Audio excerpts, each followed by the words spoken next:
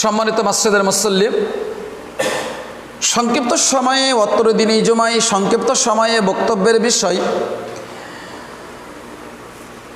একজন মুসলিম অপর মুসলিমের প্রতি কি অধিকার রাখে, এক মুসলিম অপর মুসলিমের উপরে কি অধিকার আছে, সেই অধিকারগুলো কি সে সম্পর্কে আপনাদের মাঝে আমরা আজকের দিনই বৈঠকে সংক্ষিপ্ত সময়ে একতথ্যবহুল সংক্ষিপ্ত আলোচনা বিবরণ পেশ করার চেষ্টা করব ইনশাআল্লাহুল আজিজ।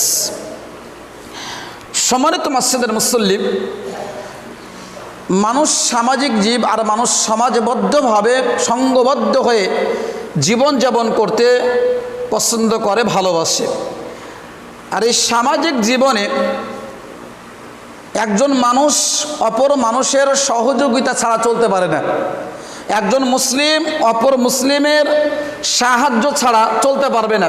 আপনি যদি মনে করেন যে আপনি সামাজিক জীবনে এই সমাজের থেকে কারোর সহযোগিতা না নিয়ে আপনি একাকী জীবনযাপন করবেন, এটা আপনার পক্ষে অসম্ভব। আপনার কোনো না কোনো মুসলিম ভাইয়ের সাহায্য সহযোগিতা নিয়েই কিন্তু আপনাকে চলতে হবে। এটা হচ্ছে সামাজিকতা। আর এক মুসলিম অপর মুসলিমের কল্যাণে এগিয়ে আসবে, বিপদে আপদে এগিয়ে আসবে, সুখে দুঃখে সর্ব অবস্থায় এক মুসলিম অপর মুসলিমের সাহায্য সহযোগিতা করবে। এটাই মূলত ইসলাম বলেছে।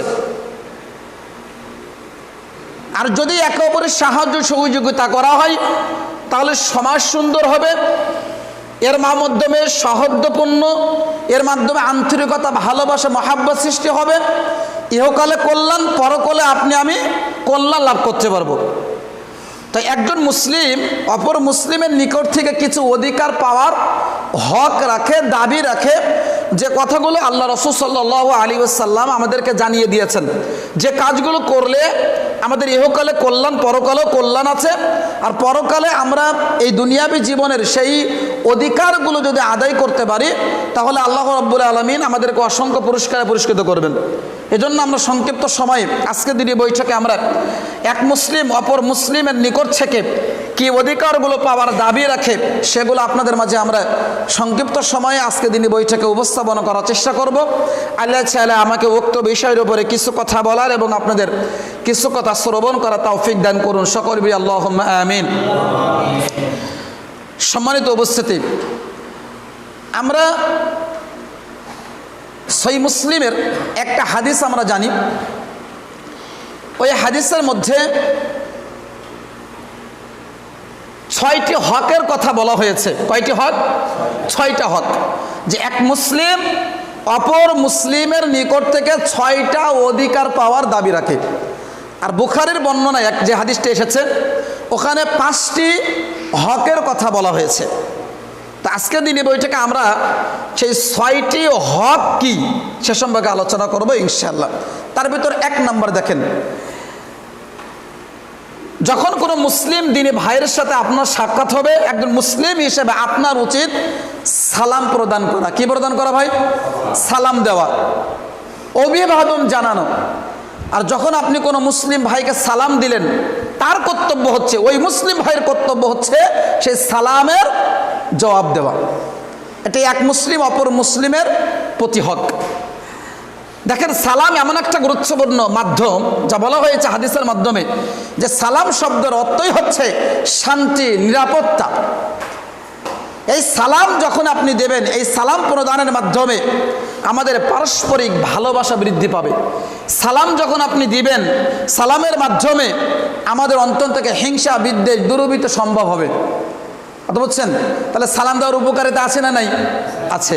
আল্লাহ তাআলা কি বলছেন দেখেন, পবিত্র কুরআনুল কারীম সূরাতুল নূর 27 নম্বর আয়াতের মধ্যে আল্লাহ রাব্বুল আলামিন বলছেন, আউযু বিল্লাহি মিনাশ শাইতানির রাজীম, ইয়া আইয়ুহাল্লাযীনা আমানু লা তাদখুলু বুয়ুতান গায়রা বুয়ুতিকুম হাত্তা তাস্তানিসু ওয়া তুসাল্লামু আলা আহলিহা। আল্লাহ রাব্বুল বলছেন, ইয়া আইয়ুহাল্লাযীনা আমানু, হে ঈমানদারগণ, হে বিশ্বাসীগণ, লা তাদখুলু গায়রা বুয়ুতিকুম হাত্তা তাস্তানিসু, যখন তোমরা তোমাদের গৃহ ছাড়া, তোমাদের বাড়ি ছাড়া অন্য কোনো মুসলিম ভাইয়ের গৃহে প্রবেশ করতে চাও, অন্য কোনো মুসলিম ভাইয়ের গৃহে প্রবেশ করতে চাও, তখন প্রবেশের পূর্বেই ওয়াতুসাল্লামু আলা আহলিহা, প্রথম কর্তব্য হচ্ছে তুমি তাদেরকে কাছে অনুমতি নাও। কি নাও? অনুমতি নাও। ওয়াতুসাল্লামু, এবং তোমরা সালাম প্রদান করো। তাহলে আল্লাহ বলছেন যে কোনো মুসলিম ভাইয়ের বাড়িতে যদি প্রবেশ করতে চাই আমরা, তাহলে প্রথমত আমাদের অনুমতি নিয়ে সালাম দিয়েই তারপরে প্রবেশ করতে হবে। তাহলে একজন মুসলিম ভাইয়ের সাথে আমাদের দেখা হলে আমরা কি করব? সালাম দিব। কথা বলেন, কি করব? সালাম দিব। আবার ওই মুসলিম ভাইয়ের বাড়িতে যদি প্রবেশ করতে চাই, তাহলে প্রবেশের পূর্বেই আমাদের কি দিতে হবে? সালাম দিতে হবে। এটা কে বলেছে? আল্লাহ বলেছেন। তাহলে আপনি কোনো মুসলিম ভাইয়ের বাড়িতে প্রবেশের প্রাককালে আপনি সরাসরি হুট করে প্রবেশ করতে পারবেন না। আপনাকে আগে সালাম দিতে হবে, অনুমতি নিয়ে তারপরে প্রবেশ করতে পারবেন। এটা আল্লাহ তাআলা সূরা নূরের 27 নম্বর আয়াতে উল্লেখ করেছেন। দেখুন আল্লাহ রাব্বুল আলামিন পবিত্র কোরআনুল কারীম সূরাতুন নিসা 5 নং পারা 10 নং পৃষ্ঠার 86 নম্বর আয়াতের মধ্যে আল্লাহ বলছেন, ওয়াইদা হুয়্যিতুম বিতাহিয়াতিন ফাহাইয়ু বিআহসানা মিনহা আও রাদ্দুহা। আল্লাহ বলছেন,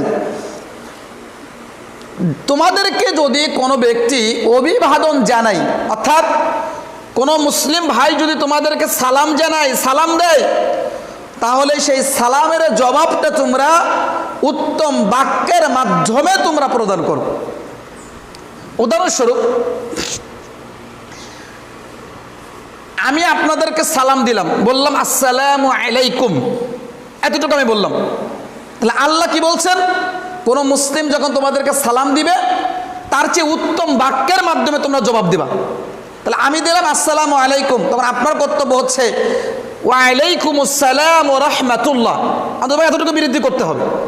অথবা আমি বললাম আসসালামু আলাইকুম ওয়া রাহমাতুল্লাহ, তখন আপনি বললেন ওয়ালাইকুম আসসালাম ওয়া রাহমাতুল্লাহি ওয়া বারাকাতুহু, আপনি বৃদ্ধি করছেন। কিন্তু এটাই আল্লাহ বলছেন, যখন কোনো মুসলিম তোমাদেরকে অভিবাদন জানাচ্ছে, সালাম দিচ্ছে যে বাক্যের মাধ্যমে, যখন তোমরা রিপিট করবা, জবাব দিবা, তার চেয়ে উত্তম বাক্যের মাধ্যমে তোমরা জবাব দিবে।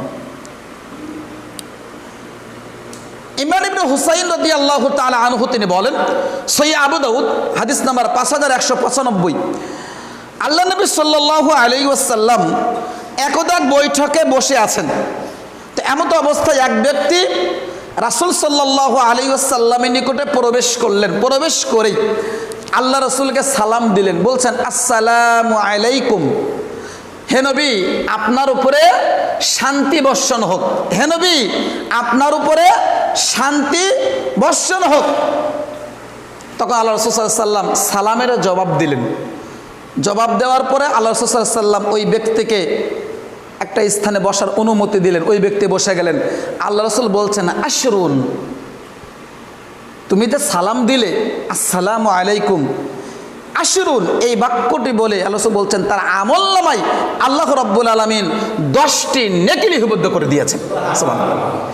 কিছুক্ষণ পর আরেকজন ব্যক্তি রাসূলের কাছে আসলেন। আল্লাহ রাসূলের কাছে এসেই সালাম দিলেন আসসালামু আলাইকুম ওয়া রাহমাতুল্লাহ। ওয়া রাহমাতুল্লাহ কিন্তু এই ব্যক্তি বৃদ্ধি করলেন। আগে শুধু দিলেন কি আসসালামু আলাইকুম এক ব্যক্তি, পরের ব্যক্তি দ্বিতীয় ব্যক্তি এসে বলছে আসসালামু আলাইকুম ওয়া রাহমাতুল্লাহ, হে নবী আপনার উপরে শান্তি বর্ষণ হোক, আপনার উপরে রহমত বর্ষণ হোক। আল্লাহ রাসূল সালামের জবাব দিলেন। জবাব দিয়ে আল্লাহ রাসূল সাল্লাল্লাহু আলাইহি ওয়াসাল্লাম বলছেন ইশরুন, তার আমলনামায় আল্লাহ রাব্বুল আলামিন 20টা নেকি লিপিবদ্ধ করে দিয়েছেন। সুবহানাল্লাহ। কিছুক্ষণ পরে আরেকজন ব্যক্তি আসলেন।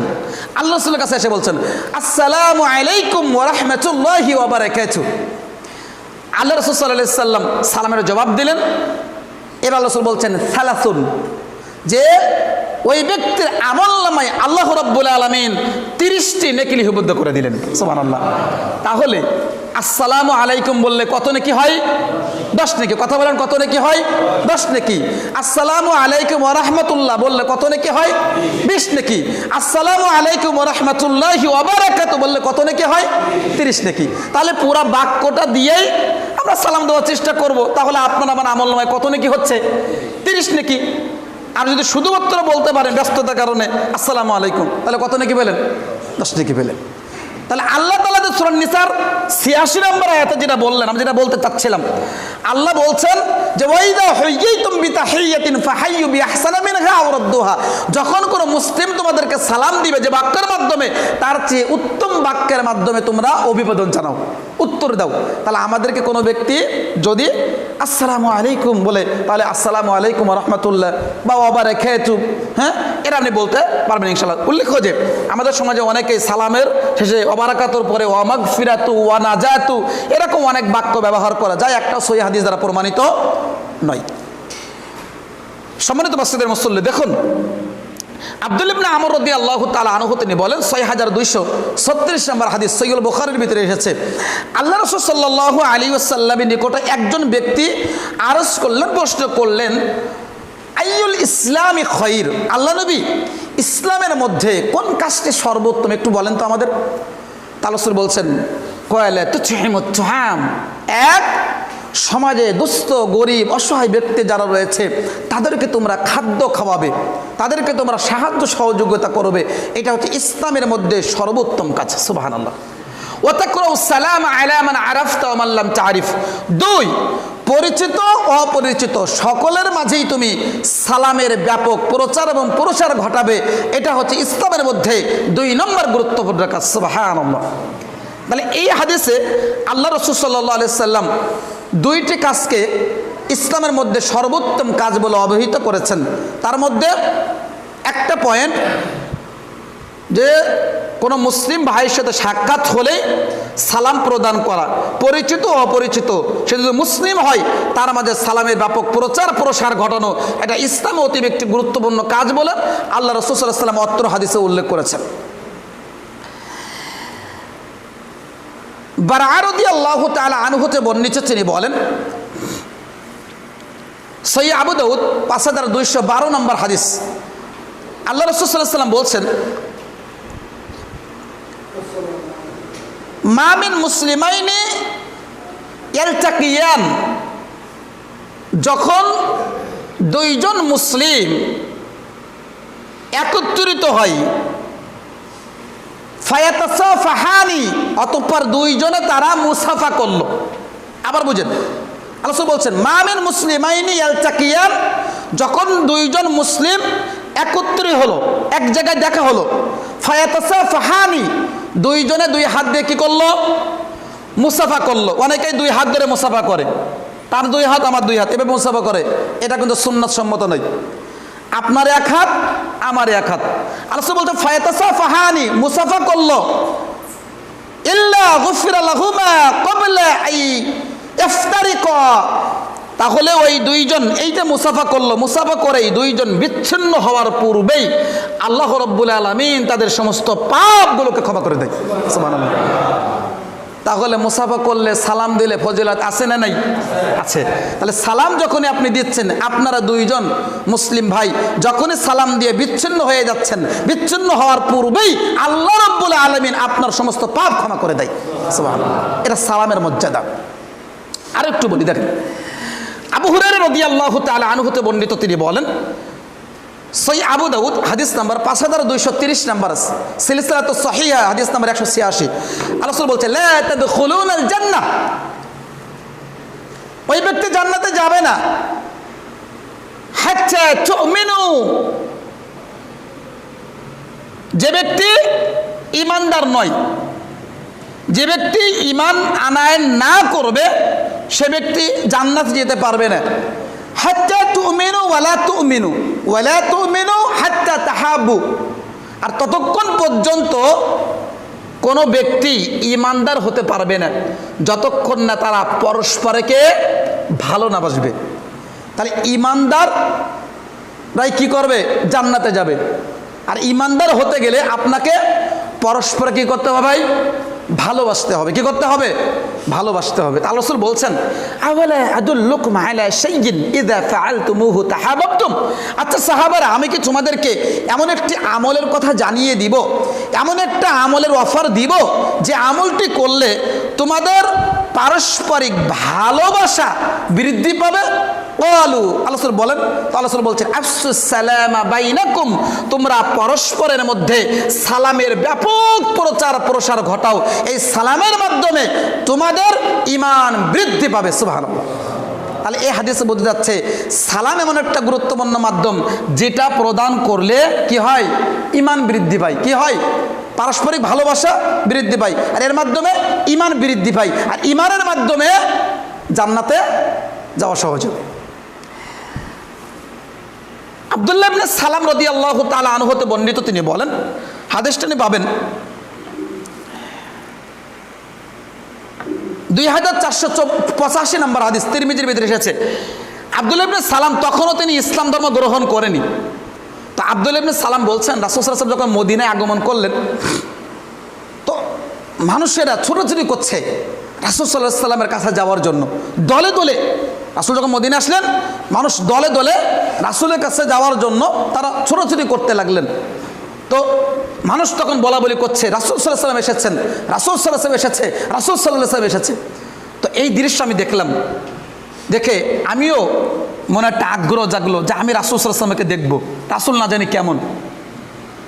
তখন মানুষের সাথে আব্দুল্লাহ ইবনে সালাম রাদিয়াল্লাহু তাআলা আনহু দৌড়ে ছুটে চলে গেলেন। রাসূল যেখানে গিয়ে উপস্থিত, ওইখানে মানুষ লোকারণ্য হয়ে গেছে। তা আব্দুল্লাহ ইবনে সালাম বলছেন, আমিও লোকেদের সাথে রাসূলকে দেখতে গেলাম। তো রাসূল সাল্লাল্লাহু আলাইহি ওয়াসাল্লামকে দিয়ে গিয়ে আমি যখন প্রথম দেখলাম, তার দিকে তাকালাম, তাকিয়ে দেখলাম এই ব্যক্তি তো কোনো প্রকারের তার যে চেহারা, এই চেহারা থেকে তিনি বলছেন যে তার চেহারা কোনো প্রকারের মিথ্যুক ব্যক্তির চেহারা হতে পারে না। সুবহানাল্লাহ। তার চেহারা কোনো মিথ্যুক ব্যক্তির চেহারা নয়, এত উজ্জ্বল, এত জ্বলছে। বলছে যে তার চেহারা দেখে আমি বুঝলাম এটা কোনো মিথ্যুক ব্যক্তির চেহারা হতে পারে না। মানে তার কাছে তথ্য এসেছে, আগে থেকে জানছে এই ব্যক্তি হচ্ছে মিথ্যুক। তো তখন দেখেছে, বলছে না, এ তো সুদর্শন চেহারা মাশাআল্লাহ, কিন্তু এ ব্যক্তি তো মিথ্যুক ব্যক্তির চেহারা হতে পারে না। তো আল্লাহ সাল্লাল্লাহু আলাইহি ওয়াসাল্লাম, মানুষজন যখন একত্রিত অনেক মানুষ হয়ে গেল, আল্লাহ সাল্লাল্লাহু আলাইহি ওয়াসাল্লাম তাদের উদ্দেশ্যে ভাষণ দিলেন, ইয়া আইয়ুহান নাস, হে মানব মণ্ডলী, হে মানব জাতি শোনো। আব্দুল্লাহ ইবনে সালাম কিন্তু শুনছেন, ইয়া আইয়ুহান নাস, হে মানব মণ্ডলী শোনো, আফসুস সালাম, তোমাদের কর্তব্য হচ্ছে মানুষদের মাঝে তোমরা ব্যাপক সালামের প্রসার এবং প্রসার ঘটাবা। ওয়াতিইমুত তাআম, সমাজে দুস্থ গরিবদেরকে খাদ্য খাওয়াবা। 3 ওয়াসাল্লুন নাসু বিল্লাইলি ওয়ান নিয়াম, মানুষ যখন ঘুমিয়ে থাকে তখন তুমি রাত্রিতে ঘুম থেকে জাগ্রত হয়ে তাহাজ্জুদের সালাত আদায় করো। তাদখুলুল জান্নাতা বিসালাম, তাহলে মহান রব যে জান্নাত তৈরি করে রেখেছেন, যেই জান্নাতে তুমি নির্বিঘ্নে, নির্দ্বিধায়, নির্বাধায় তুমি জান্নাতে প্রবেশ করতে পারবে। সুবহানাল্লাহ। কয়টা আমলের কথা বললাম ভাই? 3টা। আরেকটা হাদিসে 4টা আমলের কথা বলা হয়েছে, সেখানে নিকট আত্মীয়তার বন্ধন সম্পর্ক যারা অটুট রাখে তাদের কথা বলা হয়েছে। তাহলে এখানে একটা প্রথম বাক্যে আল্লাহ রাসূল সাল্লাল্লাহু আলাইহি ওয়াসাল্লাম সালামের কথা উল্লেখ করেছেন, যে সালাম দিলে নির্বিঘ্নে জান্নাতে প্রবেশ করা সম্ভব হবে। সম্মানিত মাসজিদের মুসল্লি, দেখুন এই দুনিয়াবী জীবনে মানুষের টাকা পয়সা সাহায্য সহযোগিতা করে মানুষের মন কিন্তু সহজেই কী করা যায়? জয় করা যায়, তাই না? আপনি যখন মানুষকে সাহায্য সহযোগিতা করবেন, যাকে সহযোগিতা করছেন সে কিন্তু আপনাকে অত্যন্ত কী করবে? শ্রদ্ধা করবে, তাই না? সম্মান করবে। তাহলে টাকা পয়সা সাহায্য সহযোগিতা করে মানুষের সম্মান পাওয়া যায়, সহজে মানুষের মন জয় করা যায়। কিন্তু এটা কিন্তু সকলের পক্ষে আবার সম্ভব নয়, সকলের পক্ষে সম্ভব নেই। যারা ধনী তারাই নাকি পারবে, কিন্তু যারা গরিব মানুষ তারা কীভাবে পারবে বলেন? তারা কি পারবে? এটা পারবে না। কিন্তু দেখেন, সালাম এমন একটা গুরুত্বপূর্ণ মাধ্যম যেটা প্রদান করার মাধ্যমে মানুষের মন সহজেই জয় করা সম্ভব। মানুষের মন কি করা সম্ভব? সহজে জয় করা সম্ভব। আপনি সালাম দেন, সালাম অনবরত সালাম দেন, মানুষ কিন্তু খুশি হয়ে যাবে, মানুষের মন কিন্তু সহজেই জয় করা সম্ভব হবে। এটা সকলের পক্ষে সম্ভব। এই জন্য আমরা বলতে চাচ্ছি, সালাম দিতে কোনো প্রকারের কৃপণতা করবেন না।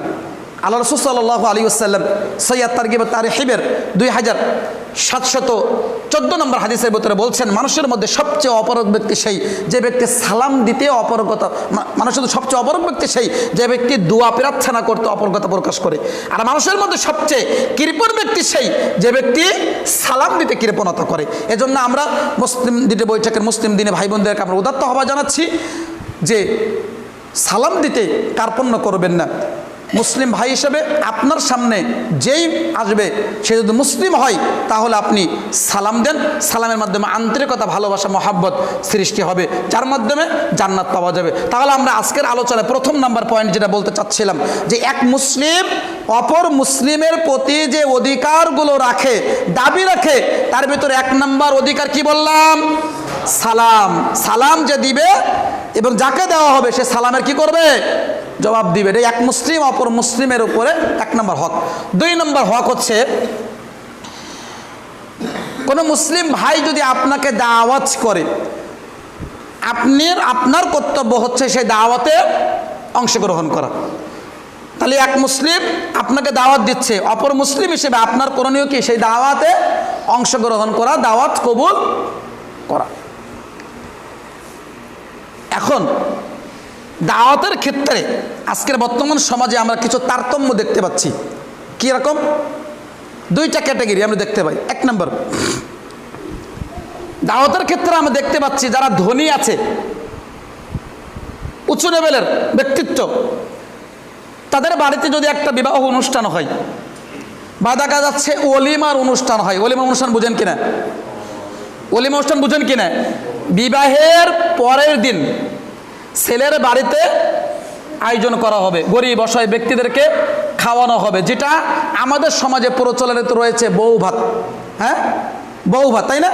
আর কি প্রচলিত রয়েছে? দেখা যায় আমাদের আঞ্চলিক ভাষায় মেলান সাজ একটা আঞ্চলিক ভাষা, আমাদের সাতক্ষীরাই বলে তো, বা কন্যা যাত্রী, অনেক আঞ্চলিক ভাষা বলে কন্যা যাত্রী, এরকম বলা হয়। কিন্তু ইসলামী পরিভাষা হচ্ছে ওলিমার অনুষ্ঠান। কি বললাম? ওলিমা অনুষ্ঠান। এই ওলিমার অনুষ্ঠান করার জন্য আল্লাহ রাসূল কিন্তু খুবই তাগিদ দিচ্ছেন। কেন? এই ওলিমার অনুষ্ঠান করে গরিব অসহায় ব্যক্তিদেরকে দাওয়াত দিয়ে খাওয়ানোর কথা বলা হয়েছে। কেন? কারণ তারা বর তৃপ্তি সহকারে খেয়ে এই বর কনের জন্য তারা কি করবে? আল্লাহর কাছে দোয়া করবে। কথা বুঝেন নাই? এই জন্য তাগিদ দেওয়া হয়েছে। কিন্তু আজকের যে ওলিমা অনুষ্ঠানগুলো আপনি দেখেন খোঁজ নিয়ে, ম্যাক্সিমাম ওলিমা অনুষ্ঠানগুলোতে গরিবদেরকে দাওয়াত করা হয় না। ধনীরা দাওয়াত করছে ধনীদের, তার লেভেলের যারা তাদেরকে দাওয়াত করছে। আরও সবচেয়ে বড় এখানে একটা জাহেলিয়াত যেটা আমাদের সমাজকে জর্জরিত করে দিয়েছে, বিবাহের অনুষ্ঠানে বা ওলিমা অনুষ্ঠান বা অন্য কোনো অনুষ্ঠানে দেখা যাচ্ছে ওই একটা ছোট্ট করে একটা টেবিল নিয়ে খাতা নিয়ে বসে দেওয়া হয়েছে। এর চেয়ে জাহেলিয়াত আর কিছু হতে পারে না। আপনি মানুষকে খাওয়াবেন, আলহামদুলিল্লাহ, ভালো কথা, অনেকটা জীবন্য কাজ, কিন্তু আপনি ওই যে চেয়ার টেবিল নিয়ে খাতা নিয়ে বসে আবার টাকা উঠাচ্ছেন কেন? আপনি যা ভিক্ষাবৃত্তি শুরু করে দিলেন, এটা তো ইসলামে জায়েজ নয়। আহলে হাদিস সন্তান হিসেবে আপনার ভিতরে এই আচার কালচার থাকবে কেন? আমরা সামর্থ্য নেই, অল্প সামর্থ্য আছে, 2জন 5জন 2জন 5জন করে মানুষকে ডেকে এনে খাইয়ে দেন। আপনাকে এভাবে করে 100 জন 200 জন 500 জন মানুষকে দাওয়াত করে খাওয়াতে হবে, আবার টেবিল ধরে টাকা তুলতে হবে, এর বিধান আপনি কোথায় পেলেন? আপনি এই অনুষ্ঠান করে মানুষকে দেখাতে চাচ্ছেন যে আপনি কত বিত্তশীল মানুষ, তাই তো নাকি? বিত্তশীল তখনই বোঝা যেত যদি আপনি টাকা না উঠাতেন। টাকা না ওঠাই আপনি যদি মানুষকে খাওয়াতেন তাহলে আপনার বোঝা যেত মানুষ, আপনার অন্তরটা কি অনেক বড়, অনেক উদার, তাই না? তাহলে আজকের আমরা এই সকল যে অনুষ্ঠানগুলো হচ্ছে, ধনীরা ধনীদেরকে দাওয়াত দিচ্ছে, গরিবদেরকে ছেড়ে দেওয়া হচ্ছে। কেন? ওই যে গরিবকে দাওয়াত করলে তো গরিবের টাকা পয়সা দিবে না, গরিবদেরকে দাওয়াত দিলে টাকা পয়সা দিবে, এই জন্য দাওয়াত করছেন না, তাই না? আর কি নীতিকে পরিবর্তন করতে হবে ভাই। তাহলে ওলিমার অনুষ্ঠান রাসূল সাল্লাল্লাহু আলাইহি ওয়াসাল্লাম 5177 নম্বর হাদিস সহিহ বুখারীতে বলছেন যে ওলিমার অনুষ্ঠান হচ্ছে নিকৃষ্ট খাবার। কি খাবার? নিকৃষ্ট খাবার। এই খাবারে দেখা যাচ্ছে গরিব ধনীদেরকে দাওয়াত দেওয়া হয় আর গরিবদেরকে ছেড়ে দেওয়া হয়। বাস্তব আলোচনা আমাদের উদ্দেশ্য করে কথা বলে গেলেন। এজন্য আমরা ধনী যারা রয়েছে আমরা অবশ্যই ধনীরা ধনীদেরকে দাওয়াত করব, কিন্তু গরিব যারা তাদেরকে আমাদেরকে অবশ্যই কি করতে হবে? দাওয়াত করতে হবে। তারা তো আপনার কাছে দাওয়াত পাওয়ার অধিকার রাখে, সে একজন মুসলিম, তাই না? একজন মুসলিম অমুসলিমের হক, যেটা আমরা বলতে চাচ্ছি যে এক মুসলিম অমুসলিমের হকের মধ্যে 2 নম্বর হক হচ্ছে যে কোনো মুসলিম ভাই অপর মুসলিম ভাই কী করবে? দাওয়াত করবে। আর দাওয়াত করলে সেই দাওয়াতে অংশগ্রহণ করবে। আরেকটা তারতম্য আমরা দেখতে পাচ্ছি, সে তারতম্য কি জানেন? অনেক গরিব ব্যক্তি আছে যে মানুষদেরকে খাওয়াতে চায়, যতটুকু সামর্থ্য আছে সামর্থ্য অনুপাতে দেখা যাচ্ছে খাওয়াতে চায়, কিন্তু অনেক ব্যক্তি এই দাওয়াত আবার কবুল করে না। যে গরিব মানুষ, পাকশাক ভালো নাও হতে পারে, আয়োজন কেমন বা করবে, হ্যাঁ, ভালো ভালো আয়োজন নাও করতে পারে, ওই চিন্তা চেতনা করে মন মানসিকতা নিয়ে দাওয়াত প্রত্যাখ্যান করে না। এটা করা যাবে না ভাই। আল্লাহ রাসূল সাল্লাল্লাহু আলাইহি ওয়াসাল্লাম এই তারতম্য করেনি, সাহাবারা করেনি। আল্লাহ রাসূল সাল্লাল্লাহু আলাইহি ওয়াসাল্লামের নাতে হাসান রাদিয়াল্লাহু তাআলা আনহু একদিন উটের উপরে আরোহণ করে তিনি পথে যাচ্ছিলেন। তো প্রতিমধ্যে কিছু মিসকিনদের দেখতে পেলেন। মিসকিনরা রাস্তার সাইডে ছড়িয়ে ছিটিয়ে বসে বসে তারা খাদ্য খাচ্ছে, আহার করছে। এই দৃশ্য হাসান রাদিয়াল্লাহু তাআলা আনহু দেখতে পেলেন। তো মিসকিনরা হাসান রাদিয়াল্লাহু তাআলা আনহুকে ডেকে বলছেন যে, হে রাসূলের কন্যার ছেলে, হে রাসূলের কন্যার ছেলে, এভাবে বলছে। হাদিসের বাক্যটা হচ্ছে এমন যে, তুমি কি আমাদের সাথে খাবে? গরিব মানুষরা, মুসকিনরা রাস্তার সাইডে ছড়িয়ে ছিটিয়ে বসে খাচ্ছে। তখন বলছে হাসান রাদিয়াল্লাহু তাআলা আনহুকে, অথচ হাসান রাদিয়াল্লাহু কে বলেন তো? রাসূল সাল্লাল্লাহু আলাইহি ওয়াসাল্লামের নাতি, যার মর্যাদা বলা হয়েছে জান্নাতের যুবকদের সর্দার হবে, সুবহানাল্লাহ। তার কাছে এটা বলা হচ্ছে। মিসকিনরা বলছে, তুমি কি আমাদের সাথে খাবে? তা বলছে, খাবো না কেন? অবশ্যই খাবো, কারণ আল্লাহ রাব্বুল আলামিন তো অহংকারকারীদের পছন্দ করে না। তখন তিনি উটের উপর থেকে নামলেন, নেমে ওই গরিব ব্যক্তিদের পাশে বসে কি করতে লাগলেন? আহার করতে লাগলেন। আল্লাহু আকবার। তাহলে আপনার আমার 2টা টাকা হয়েছে, অহংকার আমাদের মাটিতে পা পড়ে না? হ্যাঁ, গাড়িতে ড্রাইভার রয়েছে, ড্রাইভার দরজা না খুলে দিলে আপনি বের হতে পারেন না। আপনার অহংকার এত, অথচ অহংকার যদি করতেই হয়, অহংকার সাজে একমাত্র কার? আল্লাহ। আল্লাহ ছাড়া আর কেউ পৃথিবীর কোনো মানুষ অহংকার করতে পারে না। তাহলে আপনার কেন এত অহংকার? আপনি এখনই নিঃশ্বাস ত্যাগ করবেন, আপনার নিকটতম আত্মীয় স্বজন যারা আছে, আপনার অকূট সম্পদ, এই সম্পদ আপনার সাথে যাচ্ছে না। অকূট সম্পদের মালিক, আপনাকে কবরস্থ করার জন্য মানুষ ব্যতিব্যস্ত হয়ে পড়বে, বাড়িতে আপনাকে রাখতে চাইবে না। যে মৃত ব্যক্তি রাখার কোনো দরকার নেই, তাড়াতাড়ি বিদায় করো, তাড়াতাড়ি বিদায় করো, বিদায় করার জন্য মানুষ ব্যস্ত হয়ে পড়বে। সকালে মারা গিয়েছেন, সন্ধ্যার মধ্যে আপনি কবরস্থ হয়ে গিয়েছেন। তাহলে এত অহংকার অহমিকা কেন ভাই আমাদের? সুতরাং গরিব মানুষ আপনাকে দাওয়াত করছে, দাওয়াত প্রত্যাখ্যান করবেন না, দাওয়াত গ্রহণ করবেন। আল্লাহ রাসূল সাল্লাল্লাহু আলাইহি ওয়াসাল্লাম 3593 নম্বর হাদিস সহিহ মুসলিমের ভিতরে দায়িত্বহীনভাবে বলছেন যে, কোনো মুসলিম যদি অপর মুসলিম দিন ভাইকে দাওয়াত করে কিছু খাওয়ানোর জন্য, তাহলে আপত্তিকর না করে সে যেন সাদরে দাওয়াত কবুল করে। আর যদি সে সিয়ামরত অবস্থায় থাকে, তাহলে সে যেন যে দাওয়াত করেছে তার জন্য দোয়া করে। কি করে? তার জন্য দোয়া করে। তবে হ্যাঁ, নফল সিয়াম যদি হয়, তাহলে আপনি ইচ্ছা করলে সেই সিয়াম ভঙ্গ করে আপনি দাওয়াত কবুল করতে পারেন। সেই সিয়াম আপনাকে পরবর্তীতে রাখতেও হবে না, আপনি গুনাহগারও হবেন না নফল সিয়ামের ক্ষেত্রে। কথা বুঝতে পেরেছেন? কিন্তু আপনি মনে করেন যে আমি সিয়াম একটা গুরুত্বপূর্ণ ইবাদত, আমি এটা ভাঙবো না, তাহলে আল্লাহ রাসূল বলছেন ওই সিয়াম পালনকারীদের উদ্দেশ্য করে, তোমরা যারা তোমাদেরকে দাওয়াত করেছে তার জন্য তোমরা আল্লাহর কাছে দোয়া করো, আল্লাহ যেন তার কি করে? রুজিতে বারাকা দান করে, হালাল রুজিতে আল্লাহ বারাকা দান করে, এভাবে তুমি তার জন্য দোয়া করে দাও। আর যদি তোমরা সিয়াম না থাকো, তাহলে দাওয়াতে অংশগ্রহণ করো। তাহলে আমরা মুসলিম ভাই হিসাবে আমাদেরকে কোনো মুসলিম ভাই যদি দাওয়াত করে, তাহলে আমরা অবশ্যই সেই দাওয়াতে অংশগ্রহণ করার চেষ্টা করবো ইনশাআল্লাহ। তবে এখানে একটা কথা হচ্ছে, ওই সকল দাওয়াতে অংশগ্রহণ করা যাবে না। বিশেষভাবে আল্লাহ রাসূল সাল্লাল্লাহু আলাইহি ওয়াসাল্লাম বলছেন, এমন একজন ভাই আপনাকে দাওয়াত করলো, যদি সেই ঘরের মধ্যে ছবি মূর্তি থাকে, ভালো করে বোঝেন, সেই ঘরে যদি ছবি মূর্তি থাকে, তাহলে ওই ঘর থেকে কি করতে হবে? ফিরে আসতে হবে। আল্লাহ রাসূল সাল্লাল্লাহু আলাইহি ওয়াসাল্লামের সাহাবা ইবনে ওমর রাদিয়াল্লাহু আনহু, ইবনে মাসউদ রাদিয়াল্লাহু তাআলা আনহু, তারা দাওয়াত গ্রহণ না করে সেই স্থান ত্যাগ করে চলে এসেছেন। পাশাপাশি এমন অনুষ্ঠান হচ্ছে, যে অনুষ্ঠানে বিবাহ অনুষ্ঠান বা যে কোনো অনুষ্ঠান হতে পারে, গান বাজনা হচ্ছে, তাহলে ওই অনুষ্ঠানে অংশগ্রহণ করা যাবে না। মনে করেন প্রকাশ্যে মদ পান করা হচ্ছে, তাহলে ওই অনুষ্ঠানে দাওয়াত অংশগ্রহণ করা যাবে না।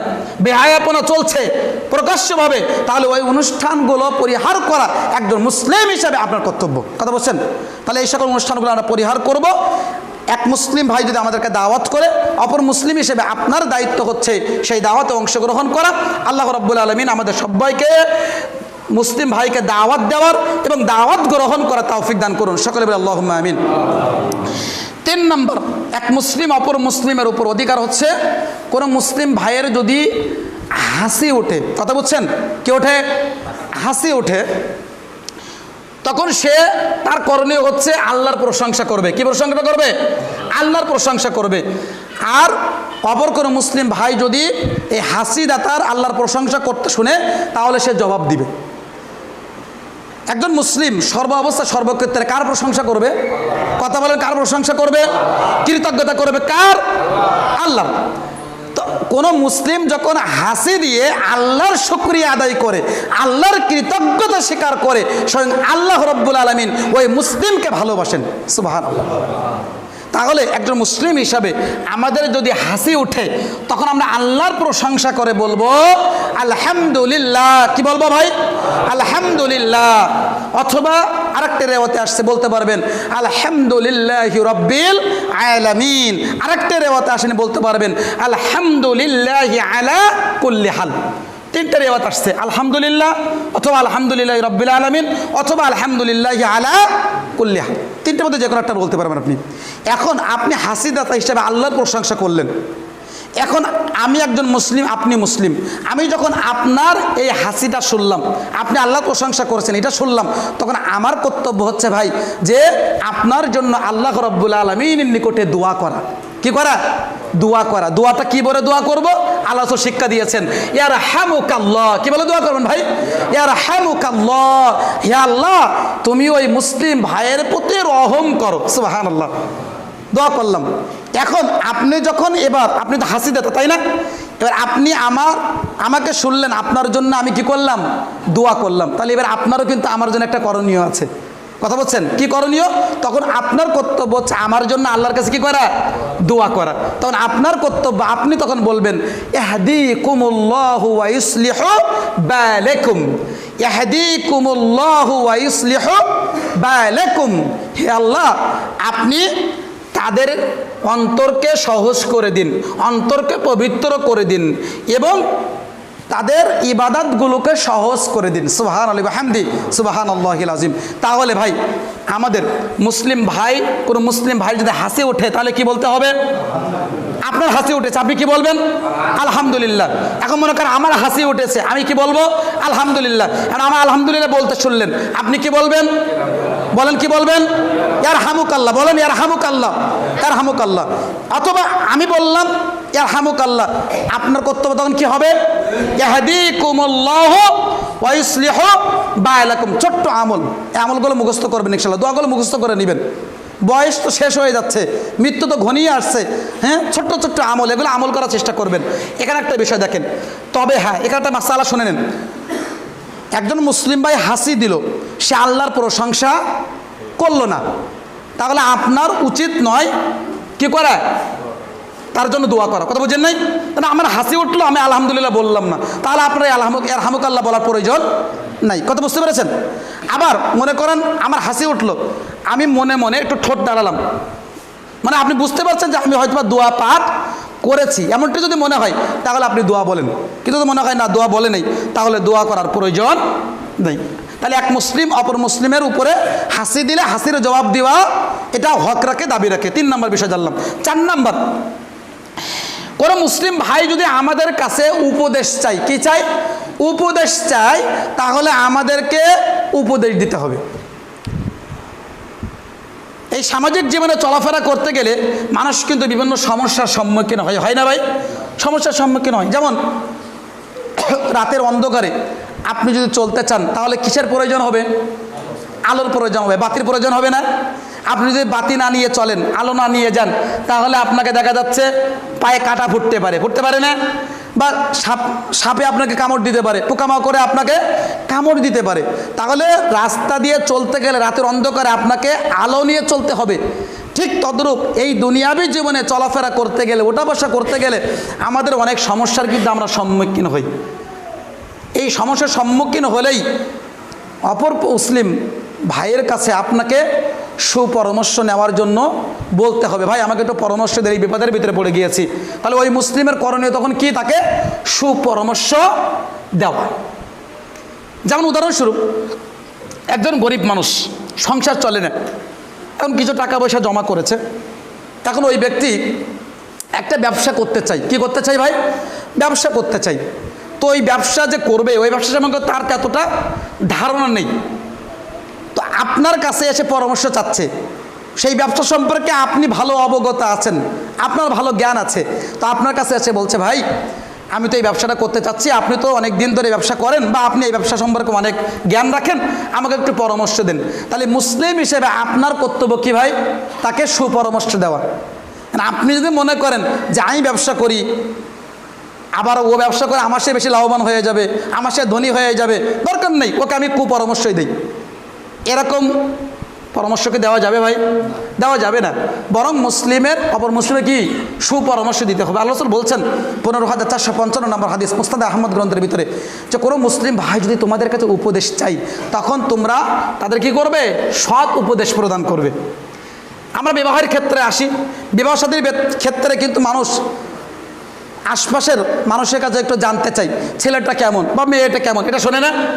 আপনারা যখন ছেলে বিবাহ দিতে চান, হ্যাঁ, বা মেয়ে বিবাহ দিতে চান, আশপাশের মানুষের কাছে কি শোনেন না যে ছেলেটা কেমন বা মেয়েটা কেমন, আচার আচরণ কেমন, এটা শুনি কিনা? আমরা শুনি।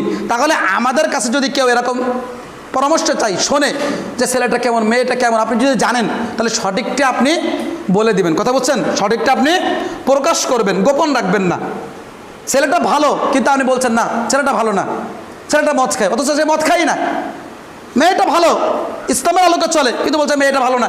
মানে আপনি ওই যে মেয়ের পিতার সাথে বা ছেলের পিতার সাথে আপনার একটু রাগারাগি আছে, মনোমালিন্য আছে, ওই মালিন্যের কারণে, রাগের কারণে দেখা যাচ্ছে আপনি ভালোকে খারাপ, খারাপকে ভালো বলে আপনি চালিয়ে দিলেন। এটা কোনো মুসলিমের আদর্শ হতে পারে না ভাইজান। তাহলে একজন মুসলিমের সর্বোপরি কল্যাণ কামনা করতে হবে। মুসলিমের কী করতে হবে? কল্যাণ কামনা করতে হবে।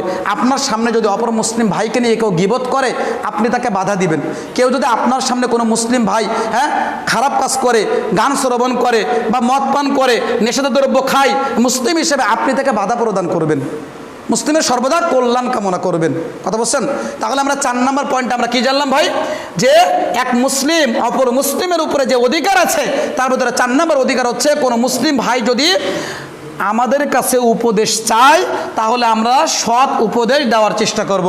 আমরা দেব তো ইনশাআল্লাহ? দেব তো ইনশাআল্লাহ? ইনশাআল্লাহ। আল্লাহ আমাদের কবুল করুন, আল্লাহুম্মা আমিন।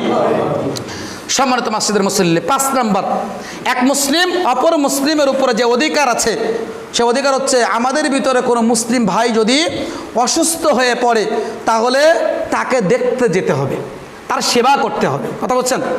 সেবা করতে হবে। যারা অসুস্থ হয়ে পড়ে, তারা কতটা কঠিন পরিস্থিতির মধ্যে দিন অতিবাহিত করে, তারাই শুধু উপলব্ধি করে। সামান্য একটু অসুস্থ হয়ে পড়ে, জ্বর হলে বা একটু দেখা যাচ্ছে আপনার পেট খারাপ করলেই বা দেখা যাচ্ছে একটু ঠান্ডা লাগলেই আপনার অবস্থা কি হয় দেখেন তো? চলাফেরা করাই যায় না, তাই না? তো যারা বড় বড় অসুখে পড়ে রয়েছে, বড় বড় রোগাক্রান্ত হয়ে মেডিকেলে বসে রয়েছে, শুয়ে রয়েছে, তাদের পরিস্থিতি কতটা কষ্ট হচ্ছে তারাই শুধু উপলব্ধি করতে পারে, তাই না ভাই? তারাই বুঝতে পারে। তো যখন তারা অসুস্থ হয়ে, তারা কিন্তু মানসিকভাবে অত্যন্ত দুর্বল হয়ে যায় ভাই। কথা বলছেন? দুর্বল হয়ে যায়। কথা বলছেন? দুশ্চিন্তাগ্রস্ত হয়ে যায়। কথা বলছেন? অনেক ভয়ভীতি কাজ করে, না জানে আমার কখন মৃত্যু চলে আসে। এরকম ভয়ভীতি কাজ করে না? ভয়ভীতি কাজ করে। তো এই কঠিন পরিস্থিতিতে একজন মুসলিম হিসেবে আপনার দায়িত্ব হচ্ছে ওই মুসলিম ভাইয়ের কাছে আপনি যাবেন, গিয়ে তাকে আপনি সান্ত্বনা দেবেন, সাহস যোগানোর চেষ্টা করবেন, মনোবল একটু বাড়িয়ে দেওয়ার চেষ্টা করবেন। কথা বলছেন? এটা আপনার কর্তব্য। আর যারা এই অসুস্থ ব্যক্তিদেরকে দেখতে যায়, যে শ্রেণীর মুসলিমরা অপর মুসলিম ভাইকে, অসুস্থ ব্যক্তিকে দেখতে যায়, তারা স্বয়ং আল্লাহর অধিকারকে আদায় করে দেয়। সুবহানাল্লাহ। অর্থাৎ অসুস্থ ব্যক্তিকে দেখতে যাওয়া এটা আল্লাহর একটা অধিকার। এটা কি? আল্লাহর একটা অধিকার আপনি আদায় করছেন। আল্লাহু আকবার। আল্লাহ রাসূল সাল্লাল্লাহু আলাইহি ওয়াসাল্লাম 6721 নম্বর হাদিস সহিহ মুসলিমের ভিতরে বলছেন, বিচারে কাঠগড়াতে কিয়ামতের দিন আল্লাহ রাব্বুল আলামিন আদম সন্তানকে বলবেন, হে আদম সন্তান, আমি অসুস্থ ছিলাম, তুমি কেন আমাকে দেখতে আসোনি? তা আদম সন্তান বলবে, হে রব, আপনি তো এই পৃথিবী জাহানের মালিক, আপনি আমাদের পালন করতে, আপনি আমাদের স্রষ্টা, আপনাকে আমরা কিভাবে দেখতে যেতাম, আমরা আপনাকে কিভাবে দেখব? তখন আল্লাহ বলবেন, আদম সন্তান, আমার উমুক বান্দা অসুস্থ ছিল, তুমি কি জানতে না? তুমি তো জানতে আমার উমুক বান্দা অসুস্থ ছিল, তোমার বাড়ির পাশে একজন ব্যক্তি অসুস্থ ছিল, সে আমার বান্দা অসুস্থ ছিল, তুমি তো জানতে, কিন্তু তুমি তো তাকে দেখতে যাওনি। তুমি যদি তাকে দেখতে যেতে, তাহলে স্বয়ং তুমি আমাকে তোমার কাছেই পেতে, সুবহানাল্লাহ। অর্থাৎ কাছে পেতে মানে তুমি আমারই সেবা করতে, সুবহানাল্লাহ। তাহলে অসুস্থ ব্যক্তির সেবা করলে স্বয়ং আল্লাহ সুবহানাহু ওয়া তাআলার অধিকার আদায় করা হয়। আরেকটু বলি, দেখেন স্পষ্ট হবে। সহিহ মুসলিমের 2568 নম্বর হাদিসের ভিতরে এসেছে, আল্লাহ রাসূল সাল্লাল্লাহু আলাইহি ওয়াসাল্লাম বলছেন, ইন্নাল মুসলিমাইনি ইযা আদা আখাহুল্লাহুল মুসলিমাইনি ফি খুরফাতিল জান্নাহ।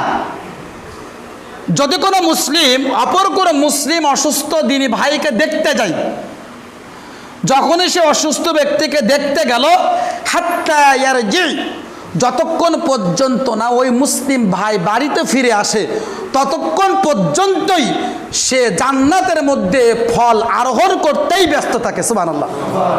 অর্থাৎ অসুস্থ ব্যক্তিকে আপনি দেখতে গেলেন, বাড়িতে যতক্ষণ পর্যন্ত আপনি ফিরছেন না ততক্ষণ পর্যন্ত আপনি জান্নাতের মধ্যে আপনি জান্নাতের ফল আপনি ছিঁড়ছেন। এ কথা আল্লাহ নবী বলছেন। আরেকটা হাদিস আল্লাহ রাসূল সাল্লাল্লাহু আলাইহি ওয়াসাল্লাম বলছেন, সহিহ ইবনে হিব্বান মিশকাতের 1581 নম্বর হাদিসের ভিতরে এসেছে, আল্লাহ রাসূল সাল্লাল্লাহু আলাইহি ওয়াসাল্লাম বলছেন, কোনো মুসলিম ভাই যদি অপর কোনো মুসলিম ভাইকে দেখতে যায়, অসুস্থ ভাইকে দেখতে যাওয়ার জন্য বাড়ি থেকে বের হলো, যতক্ষণ পর্যন্ত না ওই স্থানে না পৌঁছালো ততক্ষণ পর্যন্ত আল্লাহর রহমত তার উপরে বর্ষণ হতে থাকে। আর যখনই সে পৌঁছে যায় তার উপরে আল্লাহর রহমত আরও বেশি করে বর্ষিত হতে থাকে, সুবহানাল্লাহ। উদাহরণ দেয় তাহলে বুঝবেন, স্পষ্ট হবে। মনে করেন আপনাদের পাশের গ্রাম, একটা পাশের গ্রাম কুশিলাগড়, একটা গ্রাম না, মনে করেন কুশিলাগড় গ্রামে একজন মুসলিম ভাই অসুস্থ হয়েছে।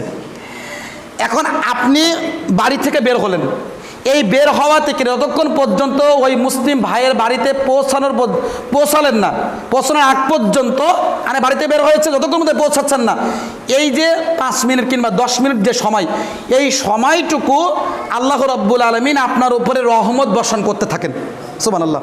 আর যখনই আপনি ওই মুসলিম ভাইয়ের বাড়িতে পৌঁছে গেলেন দেখার জন্য, তখন আল্লাহর রহমত আপনার উপরে আরও বেশি করে বৃদ্ধি করে দেওয়া হয়, সুবহানাল্লাহ। তাহলে অসুস্থ ব্যক্তিকে দেখতে যাওয়ার মর্যাদা আছে না নাই? কথা বলে আছে না নাই? আছে। আরেকটা হাদিস বলি, খুব গুরুত্বপূর্ণ, খুব মনোযোগ সহকারে শোনেন। 3098 নম্বর হাদিস আবু দাউদের ভিতরে এসেছে, আলী রাদিয়াল্লাহু বলছেন, আমি রাসূল সাল্লাল্লাহু আলাইহি ওয়াসাল্লাম বলতে শুনেছি, যদি কোনো মুসলিম অপর কোনো অসুস্থ মুসলিম ভাইকে সকালবেলা দেখতে যাই, আবার শোনেন, রাসূল বলছেন, এক মুসলিম অপর অসুস্থ মুসলিম কোনো দিনী ভাইকে সকালবেলা যদি দেখতে যায়, তাহলে ওই ব্যক্তির জন্য আল্লাহ সুবহানাহু ওয়া তাআলার কাছে 70,000 ফেরেশতা, ওই ব্যক্তির জন্য আল্লাহর কাছে 70,000 ফেরেশতা সকাল থেকে সন্ধ্যা পর্যন্ত আল্লাহর নিকটে দোয়া করতে থাকেন, সুবহানাল্লাহ। শুধু তাই না, রাসূল বলছেন, কোনো মুসলিম ব্যক্তি যদি অপর কোনো মুসলিম দিনী ভাইকে সন্ধ্যাবেলা দেখতে যাই, তাহলে সন্ধ্যা থেকে নিয়ে সকাল পর্যন্ত ওই ব্যক্তির জন্য 70,000 ফেরেশতা আল্লাহ রাব্বুল আলামিনের নিকটে ক্ষমা প্রার্থনা করতে থাকে, সুবহানাল্লাহ। তাহলে এবার নেন, তাহলে মুসলিম ভাইকে দেখতে যাওয়ার মর্যাদা আছে না নাই? আছে। আপনি যদি দেখতে যান তাহলে স্বয়ং আল্লাহর কাছে 70,000 ফেরেশতা আপনার জন্য আল্লাহর কাছে দোয়া করতে থাকবে যে আল্লাহ আপনি তাকে ক্ষমা করে দেন, আল্লাহ আপনি তাকে রহম করেন, আল্লাহ আপনি তাকে ক্ষমা করে দেন। আল্লাহু আকবার। তাহলে এই মর্যাদা আমি নিতে চাই কি চাই না? নিতে চাই, কিন্তু আমি নিতে চাই না। ওই যে যেতে হলে তো কিছু ফলমূল নিতে হবে, সাথে খরচ বেড়ে যাবে, হ্যাঁ খরচ বেড়ে যাবে, তাই না? না ভাই, কিছু খরচের হলেও মুসলিম ভাইকে দেখতে যাবেন, কথা বুঝছেন? এটা এক মুসলিম অপর মুসলিমের উপরে অধিকার, কথা বুঝছেন? এটা অধিকার, এই অধিকারগুলো আদায় করেন। এই অধিকারগুলো আজকের আমাদের সমাজ থেকে উড়ে যাচ্ছে। এই অধিকারগুলো না উঠে যাওয়ার কারণে মানুষের ভিতরে যে মহব্বত, ভালোবাসা, এগুলো দিন দিন আজকের চলেই যাচ্ছে। সুতরাং মানুষের ভিতরে মহব্বত সৃষ্টি করতে হলে এই হকগুলো আদায় করতে হবে। আল্লাহ রাব্বুল আলামিন আমাদের তৌফিক দান করুন, আল্লাহুম্মা আমিন। পরিশেষে 6 নাম্বার শেষ পয়েন্ট, এক মুসলিম অপর মুসলিমের প্রতি 6 নাম্বার যে অধিকার, 6 নাম্বার যে হক, সেটা হচ্ছে কোনো মুসলিম ভাই যদি মারা যায় তাহলে তার জানাজার সালাতে আমাদের অংশগ্রহণ করতে হবে, জানাজার সালাত আদায় করতে আমাদের যেতে হবে।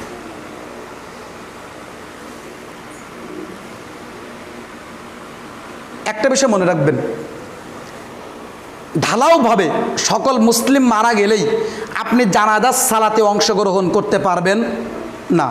আবার বুঝেন, ঢালাওভাবে সকল মুসলিমের জন্য আপনি জানাজার সালাত আদায় করার জন্য উপস্থিত হতে পারবেন না, আলোচনা নিষেধ করেছেন। সেটা কোন শ্রেণীর? যারা মনে করেন কাফের অবস্থায় মারা গিয়েছে, যারা মুশরিক অবস্থায় মারা গিয়েছে, যারা মুনাফিক অবস্থায় মারা গিয়েছে, যারা মুরতাদ অবস্থায় মারা গিয়েছে, যারা মনে করেন ইসলামের একটা বিধান, ফরজ বিধান পর্দা, এই পর্দাকে নিয়ে যদি কেউ কটূক্তি করে তার জানাজার সালাত আদায় করা যাবে না। একটা ফরজ বিধান হচ্ছে সালাত।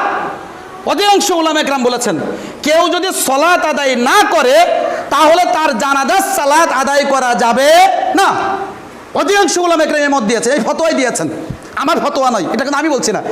অধিকাংশ উলামারাই এই ফতোয়াই দিয়েছেন যারা বেনামাজি, যারা সালাত আদায় করে না, তারাও যদি মারা যায় তাহলে তাদের জানাজার সালাত আদায় করাও কোনো মুসলিমের মুমিনের উচিত নয়। এমনকি কোনো ব্যক্তি যদি গলায় ফাঁস দিয়ে মারা যায়, কেউ বিষ খেয়ে মারা যায়, তাহলে তার জানাজার সালাত আদায় করা কোনো মুমিন ব্যক্তির উচিত নয়। বিশেষ করে মসজিদের যিনি খতিব থাকবেন, ইমাম থাকবেন, তার তো উচিত নয়, সম্পূর্ণভাবে নিষেধ। মসজিদের ইমাম খতিব কেউ যদি সমাজে গলায় দড়ি দেয়, ফাঁস দেয়, বিষ খায়, তাহলে তার জানাজার সালাত এই মসজিদের ইমামরা পড়াবে না। আলোচনা পড়ান নেই, সম্পূর্ণ নিষেধ করেছেন, তবে সাহাবীদের পড়ার নির্দেশ দিয়েছেন। তাহলে সাধারণ মানুষ পড়তে চাইলে পড়তে পারে, কিন্তু মসজিদের যিনি খতিব থাকবেন, ইমাম থাকবেন, তিনি কিন্তু এই জানাজার সালাত আদায় করাবে না। কথা বুঝতে পেরেছেন? বিষয়টা আমাদের লক্ষ্য রাখতে হবে।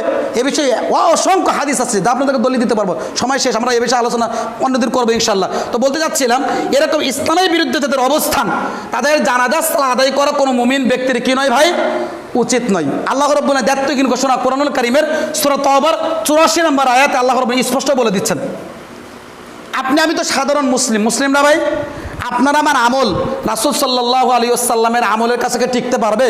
কথা বলেন, সাহাবীদের আমলের কাছে টিকতে পারবে? টিকতে পারবে না। তো যে নবীকে আমরা আবুল আম্বিয়া নামে আমরা চিনি, ইব্রাহিম আলাইহিস সালাতু ওয়াস সালাম, তো ইব্রাহিম আলাইহিস সালাতু ওয়াস সালাম কিয়ামতের দিন তিনি তার নিজের পিতার জন্য আল্লাহর কাছে দোয়া করবেন, আল্লাহ আপনি আর পিতাকে মাফ করে দেন, ক্ষমা করে দেন।